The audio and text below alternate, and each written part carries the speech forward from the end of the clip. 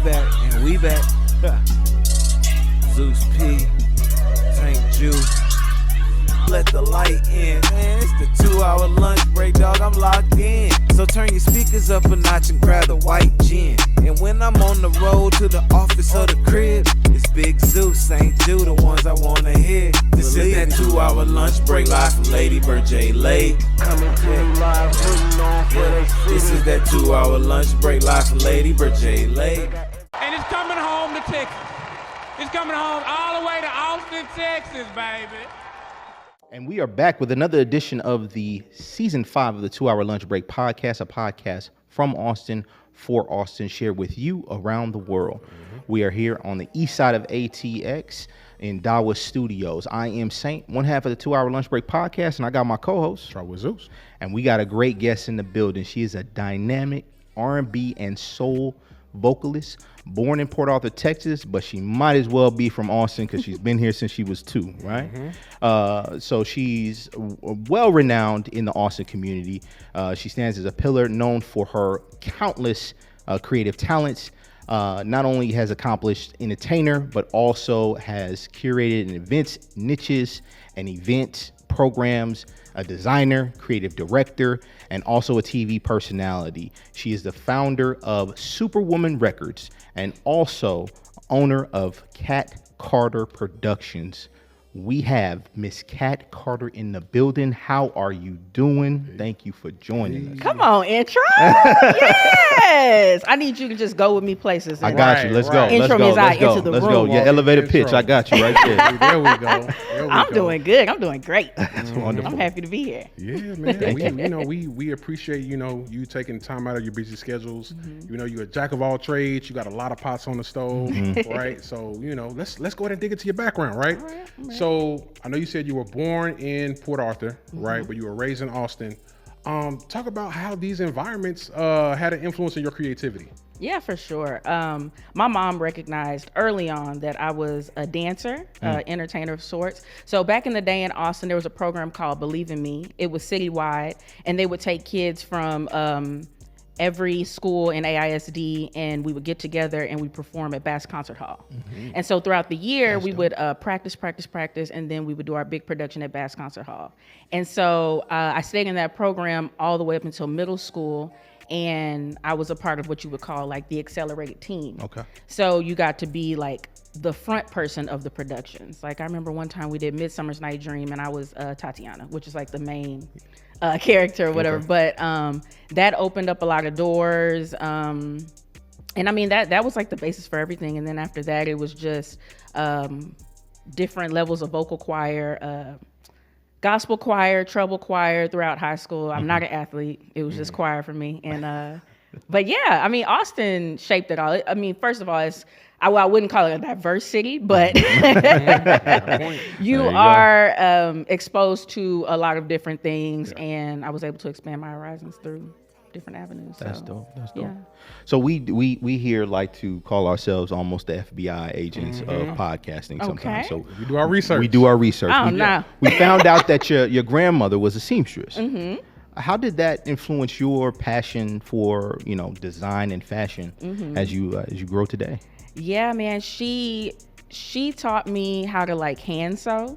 I really didn't pick up a machine until I got out of high school. Oh, wow. But she taught me how to hand sew. It's so funny. My grandma is not with us any longer, but we found like some of her old, like she used to make us costumes. And like the things she used to do by hand is like unheard of, right? I mean, I could talk about all the type of stitches, but y'all wouldn't know what I was talking about, but she was cold, you know? Yeah. Okay. And I mean, that just early on, like in high school, I said I was singing and things like that. But when I graduated from high school, I kind of like built this anxiety with singing. Okay. So it kind of pushed me in the direction of my fashion. Okay. And so I had that tool in my belt. And I mean, I was styling for music videos. I did the Charlie Boy video. I look good. I like to say now we have a Grammy. You know what I'm saying? Right. There we go. We did that during that time. All those videos that came out of Texas, Duro, Cash, Baby Bash. I mean, we were in Galveston. We was everywhere doing videos with Baby Bash. So That's dope. yeah, the name of the modeling group that I was styling for was Elevation Models. Okay. So I was like their only stylist. So a lot of like I said, that Charlie Boy video, our main girls was in that video. Like Giovanni, she was like the main girl. okay. If you look at the video, yeah. Giovanni is the main girl, and Right. they all have on my designs. Right. So yeah. Wow. Okay. So I know, doing our research, I know we saw that you went to PV, Yes. right? So Yes. shout out Prairie View Hey. A&M University, right? So I do know that you ended up leaving a little bit early, right? So with that said, though, how did that experience at PV? We know it's a HBCU, have a good time, but there's also the educational side, which is very important. How did your journey at PV affect your career path and deciding to do all these different entertainment type of things? Yeah. So when I went to PV, well, first of all, Prairie View is like our family school. My mom got 2 degrees from there. My dad went there. My aunt went there. My uncle went there. Like, Oh, damn. everyone, Yeah. my younger cousins and stuff went there as well. Like, my mom really set the precedent for everyone in our family to start going to Prairie View or whatever. So, I mean, all through growing up, it was homecomings at Prairie View. So, like, for people that say they come to Austin, they don't get a black experience. Like, I grew up my whole life with a black experience. You know what I'm saying? Homecomings was PV. Austin, it was Juneteenth. Like, I went to LBJ, so I had a very black experience. But PV significantly, it was popping when I was there. You know what I'm saying? Like, I'm trying to think of who came out of PV at that time. Mr. Rogers. Right. I was about to say, right, Mr. Rogers came out of PV at that time, and then continued for Kirko and Yeah. Meg and all Yeah. all the people. But it was already building that, like, you come here, you're meeting the future already. You know what I'm saying? Like, everybody was very serious. I was in a pageant when I was at PV I was only there for a year, but that first semester, like, they was like, oh, you gonna represent our building for the pageant. You know what I'm saying? Yeah. So, I mean, it gave me that pride, and that, like, you have to take this serious. Yes, I decided a long time ago that I was gonna be like a creative driven person, but it's those tools along the way that's like, okay, this is your career. This is your job. Treat it as such. Yeah. But yeah, PV definitely gives you that pride and that due diligence. Right. Yeah. So you talked about being, a creative-driven person. What inspired you to start your own business in this career, in this narrative? Yes. Like, where would that come from? It seems like the entrepreneurial spirit is just thriving in you, right? Yeah. So, As of recently, with SuperWoman Records, like I said, I decided long ago that, whatever creative avenue it was going to be, I was going to do it because I've done so many things. But recently, I have like a list of things that I'm like, I'm going to do at some point in my life. Okay. And so I'm a little bit older, and so when I got pregnant, which I always knew I could have kids, but I didn't think I was going to have kids. Like, I just thought, it's not in my cards. I'm so dedicated to my passions. Like, I didn't really feel like I was missing anything. Yeah. But once I found out I was pregnant, I knew I was having a kid. It kind of was like, all right, by the time you thought you were going to have kids and be here, you would have done these things on your list already. So it was like, pick the main thing and let's go. And I mean, literally, I can remember when I was still pregnant, I set up like a meeting with my homegirl, Terry. I don't know if y'all know Terry Pierre. She's big in the city. Set up a meeting with her just to get like business, like help to like cultivate the idea. Like, I was like, okay, it's time. Right. And so, like I say, as of recently, that would be the motivation. My son, just being like, this has been not necessarily a hobby, but I've just been kind of just doing whatever and having fun with it, traveling, doing it. But now it's like, let's set something in motion that, he can have. Gotcha. I love it. Gotcha. So I noticed you transitioned from basically like behind the scenes, like being a stylist and, serving in those different kind of roles to being in front of the camera, being a performer. What was that experience of like transition from behind the scenes to upfront and personal? So before I came to music, I was just Sharecess, right? Okay. And what's funny is like, I didn't really think anything of like coming out as Cat, right? But people tell me now, it's like, nah, when you came out as Cat, it was different. Right, yeah. I'm like, all right, I'm messing with it, cool. There we go. But it wasn't hard for me, but it was hard for other people. Because, right, people are not used to this hyphenated, this multi-talented, multifaceted creative, Right. And which is weird because back in the day, like all those Disney kids, they had to sing, dance, act, do cartwools. Hello. They, Hello. we all laugh at Chris Brown because he could do everything, but that's been the prerequisite. You know what I'm saying? Like that, you had to do all of that. And so, especially in Austin, where you from, people gonna hate. So, a lot of people was like, but can you sing? Like, you know what I'm saying? Where is this coming from? You the stylist, and not to toot my own horn, but I had killed it so much in styling and in designing and stuff like that. People were just, they respected that, and was hoping I wasn't letting that go, I guess. But yeah, it wasn't easy for people, but for me, it was just like, let's go, I still had to get over the anxieties of getting on stage and performing and doing all the things. But yeah, it's been a journey. I can say that the music, I don't want to say industry because I feel like we're building that now, but I feel like the music collective in Austin embraced me. I guess because I was known, more popular, and I have a good personality, and so they could see, and they had heard me sing. Right. So I was accepted by the collective, but like the outside was like, where is this coming from? Right. Yeah. So I know with new transformations and new experiences, right? You said some people accepted it, other people it was a little tough around the edges to kind of get a grasp of it. What made you say, fashion, music, I'm gonna blend these two in my personal career? What was that deciding? Was it one deciding factor, or was it a collection of things throughout the years? What happened? I mean, honestly, they go together, right? They do. They go together. I'm not gonna say it was that easy though. There was a lot. It's like hindsight is 2020. Like for a long time, I was like, how can I fuse these two? Oh, I need to do this. I need to do that. Instead of just realizing like they go hand in hand. But yeah, I mean, it was just coming up with different plans and like the overall the branching, the umbrella of the thing, and then just doing all of them under it. You know what I'm saying? But instead of just realizing like they go together, it's not really no explanation needed. Yeah. Any events that you throw, you're gonna have music. If you're gonna have a fashion show, it's gonna be music. It's gonna be other things. So, and I think that was one of the first things I did. So I used to do fashion shows. Okay. I did music videos, and then I transitioned to fashion shows, and I would bring on other designers. And so I did 3 fashion shows, just fashion. And then I moved on and did one where it was like I performed and I had a line going down the runway. So that was probably the very first transition into like bringing them both together. I didn't even really kind of quantify that until right now. When you said that, it made me think of the Beyonce concert, and they said everybody got to wear silver. Oh yeah. Right. And so silver was like sold out. Like that, I never quantified it until this very second until you said that. I was like, dang, that makes perfect sense. Y'all realize that that's the first concert you had a uniform? Right. Why she so bad? She can't help it. A uniform. Had us out here selling out silver. I love that. Whole thing. Yeah, right. I love that for us. So I'm curious. I know you made a comment. I know you were talking about, being married. I know you got kids. Yeah. Right. So if you can't talk about that story, like one, how did y'all meet? Right. Okay. And then 2, how do you balance being a wife, being a mom, and also, this career where you got all these different things you're doing? Yeah. So balance, that ain't a real thing, right?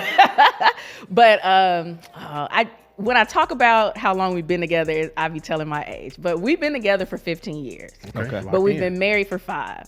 Okay. And so I met him through a mutual friend, and he will tell the story different. He will say we met downtown somewhere. Oh, I want to hear that one. Every time we drive past by, he like, remember we met right there? I'm like, man, I do not remember that. Yeah. What I remember is I used to have a roommate, and we had some friends over, and one of the friends that was over there, he came to cut his hair. Okay. And so I always tell him, like, as soon as you walk to my house, I was like, oh, that's mine. I see. Oh yeah. I see where you're going, sir. I like you and I want you. Welcome home. There we go. Right. Yeah. There we go. Daddy's home. So he gonna be on my line. I got him. I got him. And so like he'll always say like, you did not pull me. I'll be like, sir, you got pulled. It's okay. Hilarious. He's like, stop telling people that. But yeah, but when we initially met, I always say like God had his hand in it because he forced us to a place where we had to be friends first because he was actually dating somebody. Oh. And I knew her through, because Austin is small. Like I didn't know her personally, but I knew her. And so, I respected it. It was, I'm not I'm not vicious. Or Right. And so we were friends, and then they broke up, and the story is, you know, yeah. Dang. Yeah, so we've been together minds, 15 years, and we just had a baby. My baby, he'll be 2 in August. Okay. Oh, fresh. And so I'm new to this mom thing. Yeah, you know, it's yeah. so funny because he's just now starting to talk. So now he's just saying mom, Okay. and like my husband be laughing, and be like, "Oh, I'm the mom." Right. Yeah. I was like, oh, When you talking to me. hear it, you know, Right. when you hear it, it's different. It was one time, it's so embarrassing. One time he kept saying it, and he was on FaceTime with me, and he was at my mom's house, and so he kept saying it. And I'm thinking like, why my mama not answering? I'm like, oh no, he talking to me. Right. Yeah. I'm like, who is this? I'm mama. Yeah, right. All My right. husband was like, you need to get it together. Yeah. But I say that to say that I have a great foundation, like a support system. I have my mom, my mother-in-law, my sister, and my husband is like, he's already done it, you know, because his daughter is 17. Okay. So she'll be going to college soon. So he's already done it. I learned from him. But yeah, I mean, they're all very like, they've bought into my dreams and the things I do as well. So they understand, and they, you know, I couldn't ask for anything more. That's why I'm like, I don't like to be the moral majority, but ladies, get you a good man. Amen. All right, don't play yourself. Okay, we need them. Right. Let's Right. stop playing. We There we need go. them. All right? So, but yeah, I mean, support system. They understand. They, you know, they're here for me. That's so. big. That's big. When you talk about that, the first thing that comes in mind when I think about, you know, having kids is peace. It's peace. Because Lord knows. Lord knows. Right. You know what I'm saying? You know what I mean? I love my baby. camera. You don't love my baby. She's so good. I think she's awesome. I think she's Well, awesome. look at me. I don't even know her. but Yeah, right. she been chilling though. Yeah, you she know, has. so- She has. Yeah. So shout out to her. Shout out to her. With that being said, what inspires you to do your social activist campaign, Sharecess Peace, right? So what inspired you to create that? Yeah, I mean, even before Sharecess Peace was a thing, I always did songs and activism in the community because, for one, Austin has a very small Correct. Black community. Right. Yep. And like I said, I've always grown up with a very Black experience. So for me, I even really, it comes almost from a place of guilt because I say, like, we grew up here. There's no reason why now we're trying to play catch up on the activism. We should have been trained. There should have been a pipeline of us taking over, like the Nelson Linders and all these people that are so, you know, they're seasoned now. Right, you know right, what I'm saying? right, We should right. have been in those chairs in our 20s. I always say, like, well, I don't know how old you are, but like when we were in our like early 20s, that college, like that generation, we had everything on lock. Like it was a party scene, but we was outside and we were moving numbers. These kids today will never know that Right. impact that if that was in a progressive way, an activist way, even a Ponzi scheme, like we could have made so much money. Like we Something. was ran it up. moving. Yeah, right. You know what I'm saying? Illusions might still be Oh, here. yeah. Exactly. Exactly. So, dang, I forgot the question, but No, you good.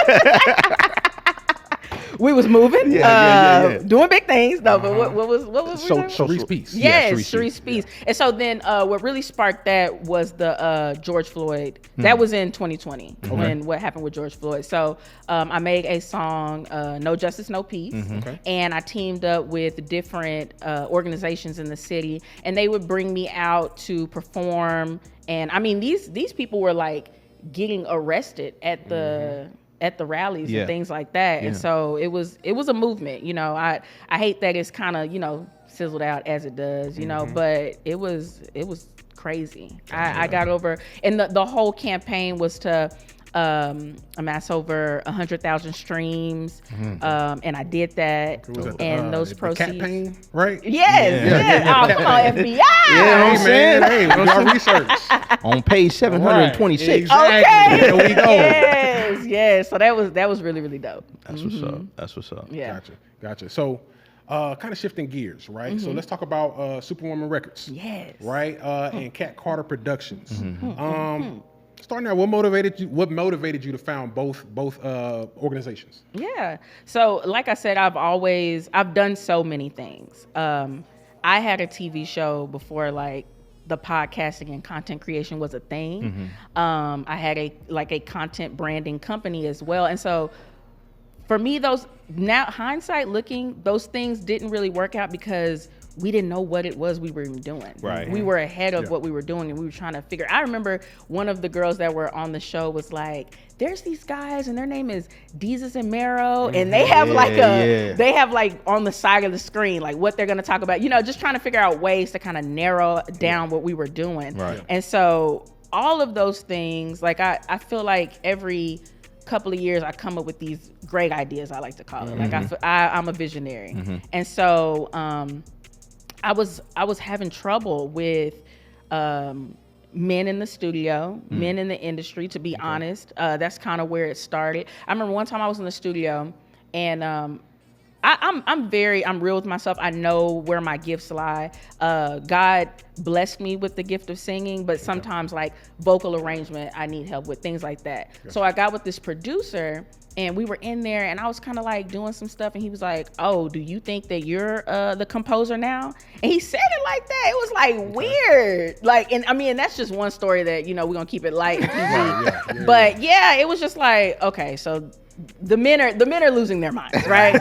And I mean, just like this whole Diddy situation, you know what I'm saying? Like, these are the reasons we got to create safe spaces for women, for people at this point. You know what I'm saying? So that was like a big thing. And I was just conversing with one of my friends, and she was like, well, you need to create a safe space for these women. Yeah. I was like, I don't even know what I would do, because I'm not a producer. I'm not these things. Right. But then it just hit me like, if I make a record label that's nonprofit, and I'm more like heavy on branding and visual components and things like that, I can give all of that to these women, you know, and for free.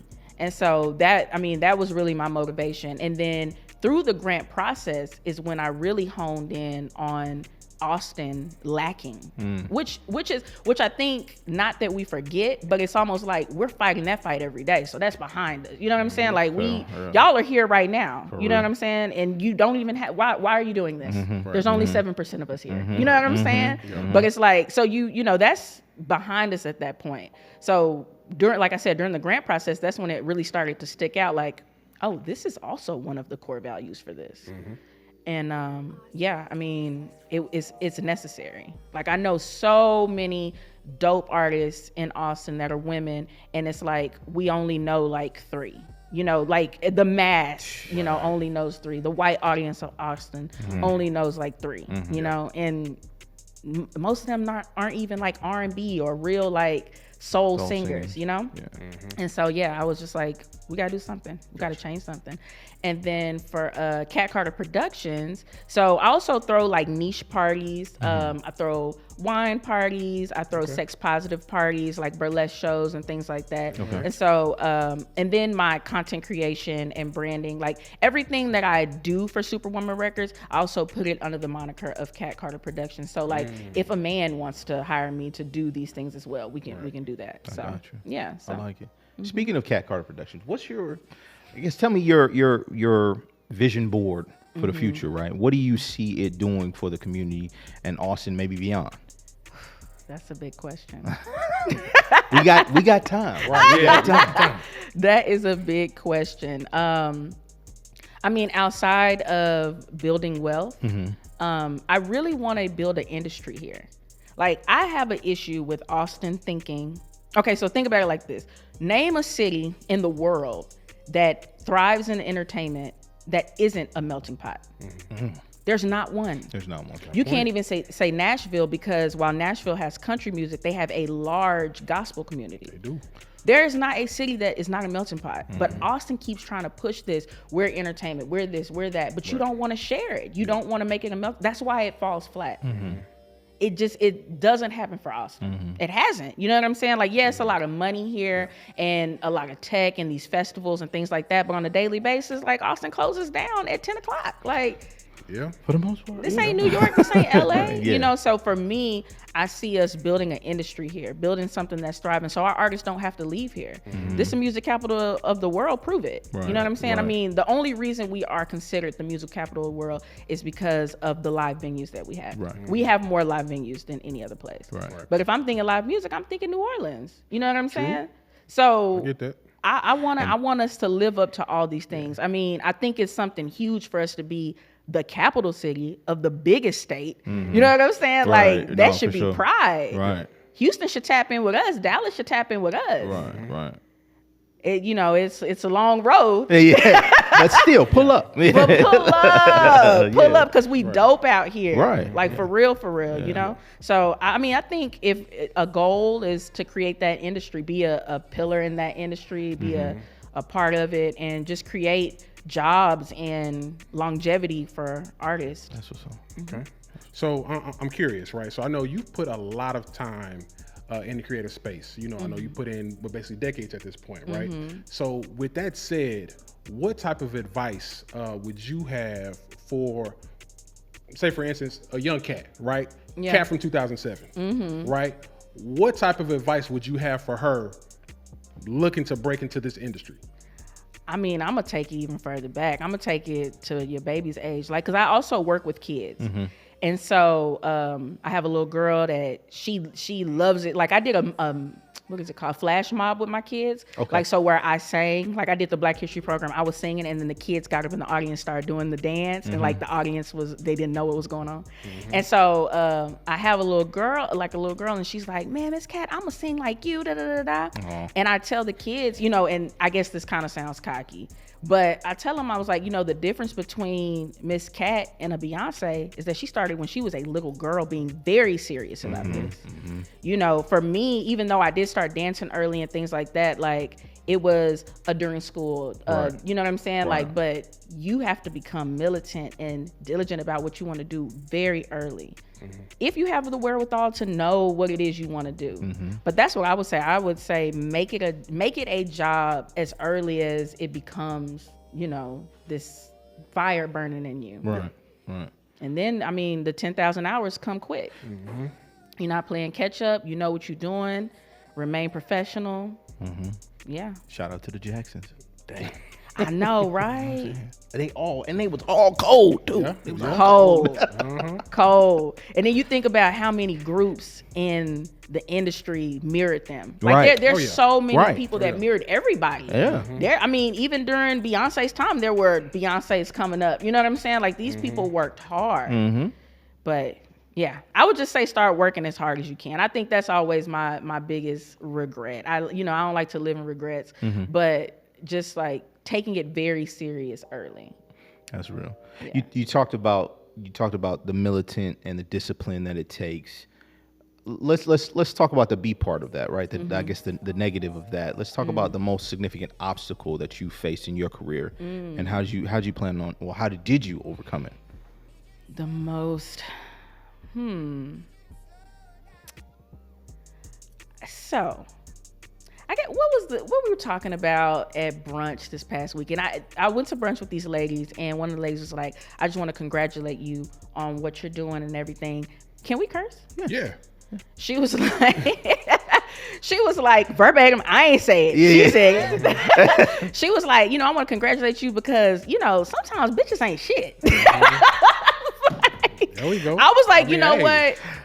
Sometimes it is hard dealing with women, and you do run into catty situations. And, I remember I had this one situation where we were all committed to this project, and she was just like, I can't do this because my baby daddy. And that was it. You know what I'm saying? Wow. Oh, Christ. And for me, coming from a place of, kind of like privilege, never having the baby daddy issues, things like that, I just was like, I don't got time for this. Yeah. You know what I'm saying? Like, we're all ready now and already feeling like, we took too long to get this ready, but I would say just me as being a Virgo and being very like, a stickler and like a perfectionist, just kind of giving people grace and understanding like people, they go through things, and at the end of the day, all we got is people.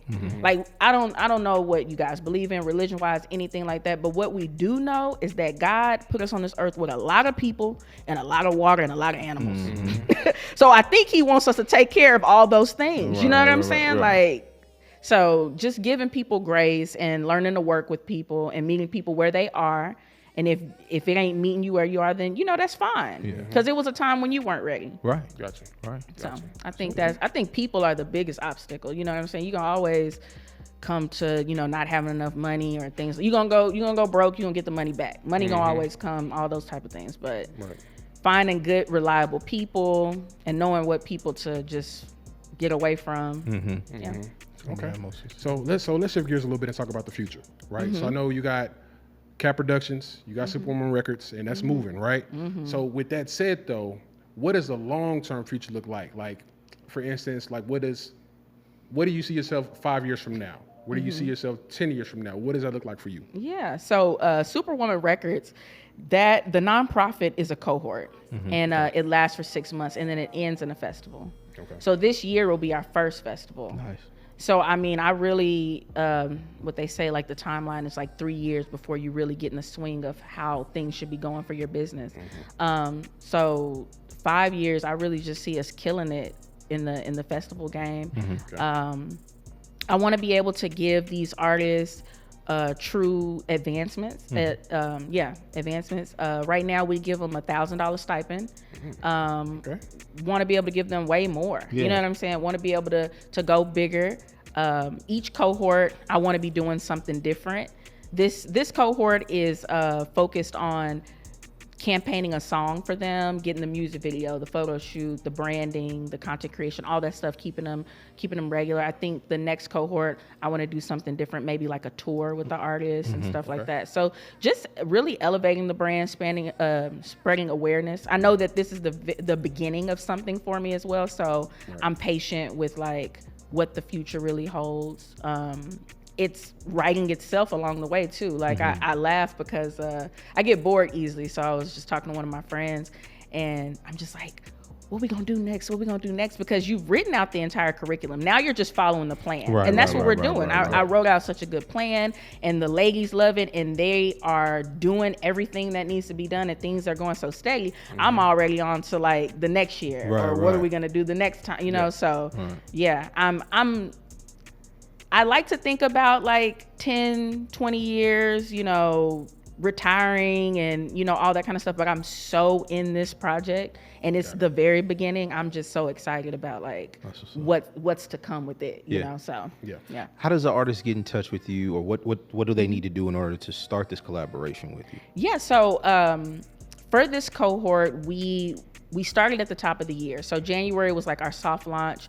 February, we opened up voting. So the community votes on the artist. Okay. And if you go to superwomanrecords.com, you'll see everything that you need there, how to participate, how to vote and all that. Voting is closed right now. But if you are an artist of any musical facet, you're a producer, singer, songwriter, all those kind of things, you can still get in touch with us and be down and do the plethora of things that we have going on. But our main focus are our 3 artists. So back to the way that it works. So February was voting. The community voted. The 3 top artists got so many votes. I was like kind of taken aback because you just never know what's gonna work. And then with the Austin community, you just never know what they're gonna take to. Right. And so then we got bomb artists too, because that was my thing. I was like, I don't want anybody that is like, I'm new to this. I want people that are already spending thousands of dollars a year on their craft. You got to show me that you're already doing this because I've done it. You know, everybody that's coming to the table has done it. So they voted. Voting ended February 28th, and then we announced the winners March 1st, and then March 9th, I believe, the beginning of South by Southwest was like our first activity, I guess. And so they went to Black Future House, which was during South by Southwest. They took the stage there and each artist performed 2 songs and the audience picked which song that they would use for the campaign. That's what's up. So it was really dope for it to be interactive that way. And then that same week, but at the end of the week on the 15th, we had our launch party. And then, so now we're just getting into the branding stage. They've done their photo shoot. So the next voting that we're going to have, because we really want this to be very community driven. We want the community to be involved in it. Like if I'm trying to build an industry in Austin, I need Austin to pay this industry. I need Austin to fuel this industry. So the next part is they're doing a photo shoot with 2 different looks, and then the community will vote which aesthetic they should go with for their video. Okay, makes sense. And then we'll go from there and film the videos, and the videos will the world premiere will happen at the festival. Hey, that sounds like I'll say, man, y'all go ahead and, man, tap in with SuperWoman Records. .com.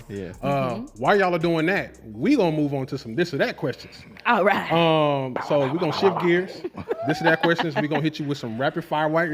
Right. Hit you with some rapid fire questions. This or that. So once you answer, you got to go ahead and tell us why you gave us the answer that you gave. Okay. All right. You Ready to go? Yeah, I'm ready. Let's do it. Right. Fashion design or music performance? Music performance. Why? Fashion design. That's so funny. My cousin was asking me this today. Are you gonna get back into fashion?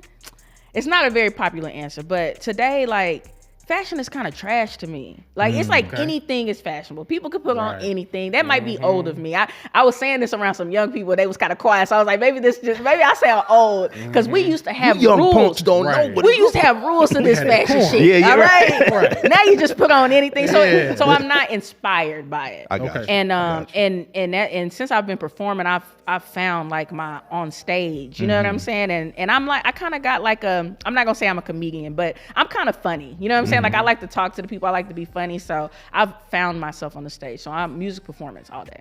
Okay. Let's go working behind the scenes or being in the spotlight. Ooh, that's a hard one. I'm gonna say behind the scenes. Okay. Behind the scenes, okay. And I'm gonna say that because SuperWoman Records, you know what I'm saying? Like, the whole point. There we go. That was good. It's 1A, 1B. I'm gonna be honest with you. You know what I'm saying? Like, I'm an artist at the end of the day. Right. But I've always been that type of woman that's like, I want to hang with bad bitches. Like, a lot of times, some girls, I'm gonna say girls because women were different, but some girls are like, I want to be the baddest in the crew. But for me, I'm always like, I want to surround myself with people that are just as bad, just as talented, all this kind of stuff. So I feel like it's, you know, they're kind of one and the same. You know, I can be behind the scenes because I'm gonna push these artists as much as I would push myself. Respect. So do you like cooking up in the stew or live performances? Live performances. Yeah. Live performances. I've gotten more, more technical in the studio. I've actually found like it becoming like more fun, because it did used to be like a little anxiety with it. It's funny because I just did a project with my kids where I was the engineer and we made songs together, and they actually won an award. They won a writer's award for one of the music videos. I have to send y'all the videos. They're so cute. And so I got like that dose of my own medicine. Like, when you come to the studio, you need to get in there, lay it down, and get out. You need to know what you're doing. You know what I'm saying? So I'm on the other end, like, oh my God, I gotta teach this baby rhythm. You know what I'm saying? But it gives you a appreciation for the engineer. Yeah, you know what I'm saying? It's like, go in there, get it done. But I mean, the stage is always gonna be more fun. Got it. Okay, you got the next one. I kind of know what the answer is gonna be, but we're still gonna hit you with it. Okay. We got designing a fashion collection or organizing a niche event. I'm gonna say organizing a niche event. Okay. And I'm only gonna say that because that's like the last thing I've done. I haven't done a line in years. You know what I'm saying? But I mean, yeah, I'm gonna say the niche event. And I would say that's the only reason. I mean, like, I do still enjoy fashion, so a line would be fun to do. Yeah. It's just like everything else, like everything that goes around it that makes it like strenuous. But yeah, I'm gonna say a niche event because I can do that easily. I can do that right now with y'all. I can just call the people. Dang. Yeah, let's do it. It's easy. Let's do it. Collaborations with other artists or solo? And then here's the B part. What inspires you more? Oh, collaborating with other artists. Okay. And it inspires me more because I like learning from people. Like, I like thinking that, like, you know, there's more to learn. It excites me. Like I said, I get bored easily. So if I feel like it's something I've mastered or something like that, it's just like, I need more. Yeah. Okay. So, and also I'm still learning a lot. Like I learned from the artists that are on our label, you know, because they are like, what is it? Very tactical with their singing. I like to think of myself as more of like a Mustang. You know what I'm saying? And they are, you know what I'm saying? Like when it comes to singing, but they are like, they know what they're doing very well. And so like it's always gonna be collaborating for me. I just feel like, you know, together we a mighty fist. Hey, there we go. There we go. Okay, next we got vintage fashion or modern trends. Which style do you gravitate more towards? I'm gonna say vintage fashion because I'm a thrifter. Okay. I like thrifting more than I enjoy like high fashion, like going to Nordstrom's or, you know, Neiman Marcus and finding something. That's always the easy pull though, you know? Right, yeah. And then I don't like looking like anybody else. Okay. Like I'm a pretty easygoing person, but like that's probably one of my pet peeves is like looking like anybody. Mm-hmm. And so that's why thrifting works for me because I know I'm gonna find something nobody else has. That's real.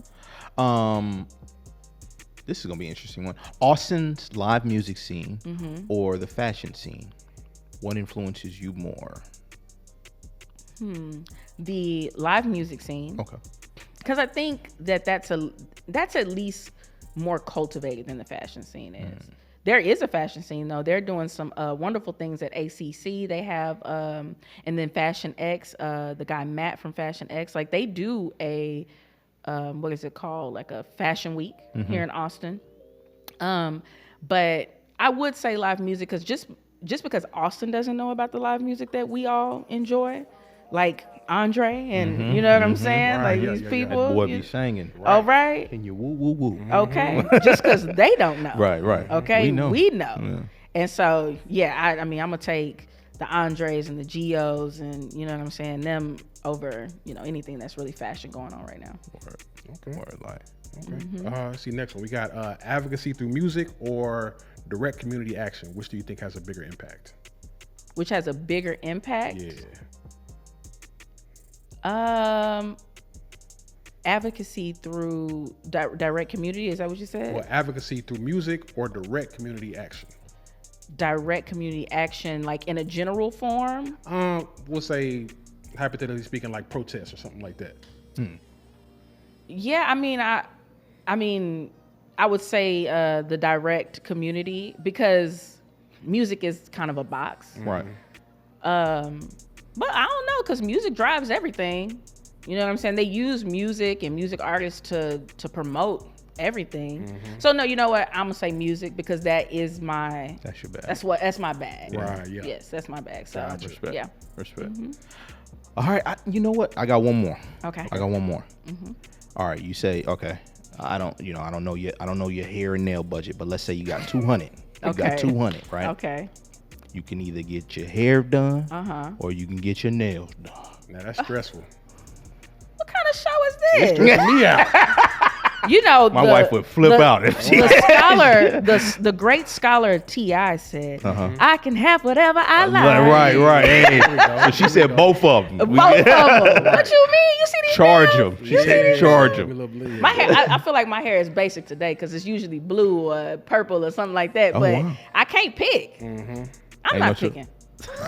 Okay, that's Both that of one. them. That's for the ladies. That's that one. That's for the ladies. That's that one. We stumped her though. Right. Right. Okay, I'm with it. So you got an opportunity to hang out with us here at the 2 Hour Lunch Break Podcast. Got the chilling vibe out. Yeah. Before you go, who do you think would be a good guest or guest to join the show? But before you answer, got to be somebody that you can connect us with and say, hey, I hung out with the 2 Hour Lunch Break Podcast. Great show. You should pull up. Who are those people, a person or people maybe? Easy. The artists that are on my cohort right There you now. go. We have Gio, Chiquita B, and my girl Kiara. All right. Yes. Yeah. Yeah, Chiquita's one of the artists. Yeah, that's what's up. That's what's up. So I mean, yeah, easily. Those three. Super dope. We're gonna tap in. We're gonna tap in. Tap in with Yes. us. I was gonna say before we wrap up, let's plug your social media handles. Where can everybody find you? Yes. You can find me at the Cat Carter. That's TheCatCarter. And then also SuperWoman Records. It's everywhere. That is just SuperWoman Records. Hey, That's what, okay. That's what's up. Well, that wraps up this edition of the 2 Hour Lunch Break podcast. Once again, shout out to Kev for taking the time out to kick it with us. Shout out our production behind the boards. You can find them at Cafe Yodo. Episodes of the 2 Hour Lunch Break can be found on all streaming platforms. You can also find us on Instagram at 2HLB Pod and on X at the 2 Hour Lunch. Thank you for tuning in. We out. Peace. Hey. And it's coming home to Texas. It's coming home all the way to Austin, Texas, baby.